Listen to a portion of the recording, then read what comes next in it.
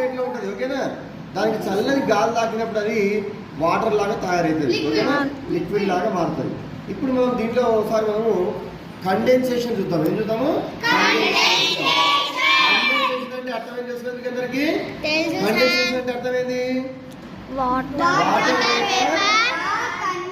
లాగా కన్వర్ట్ కావడం. Water vapour. ఓకేనా, ఇక్కడ ఇప్పుడు మనము దీంట్లో చల్లని, ఎందుకంటే చల్లని పదార్థానికి మాత్రమే వాటర్ వేపరు లిక్విడ్ లాగా మారుతుంది, వాటర్ లాగా మారుతుంది. అవునా కదా? ఇప్పుడు దీంట్లో ఐస్ ముక్కలు గ్లాస్ అయితే క్లియర్ ఉందా లేదా? ఇప్పుడు దీంట్లో ఐస్ వేసిన వెంటనే మీరు గమనించండి, ఇక్కడ గ్లాస్ చుట్టూ ఏం జరిగిందో చూడండి మీరు ఒక్కసారి. ఏం జరిగింది చూడండి, ఇక్కడ ఏమొచ్చింది? ఇట్లా కనిపిస్తుంది. ఇది వచ్చిందా లేదా? వచ్చిందా?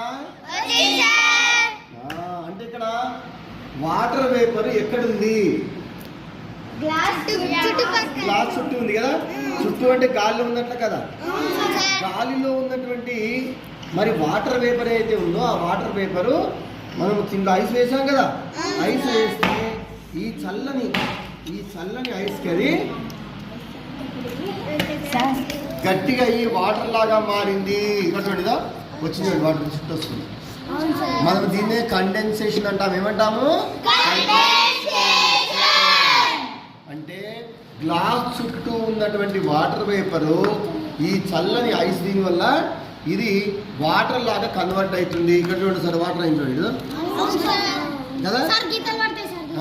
వచ్చింది, ఇంకా వస్తుంది కండెన్సేషన్. ఇది అంటే బయట ఉన్నటువంటి వాటర్ వేపర్ అవుతుంది, అది వాటర్ లాగా కన్వర్ట్ అవుతుంది.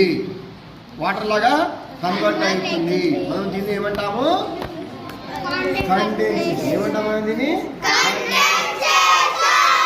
కాసేపు అయితే మంచిగా వాటర్ వచ్చేస్తుంది. ఇక్కడ చూడండి,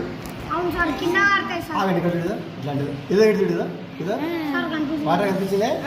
condensation. This is called condensation.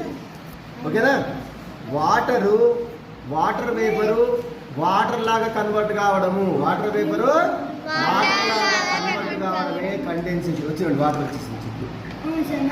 Okay, ఓకేనా? Okay, nice.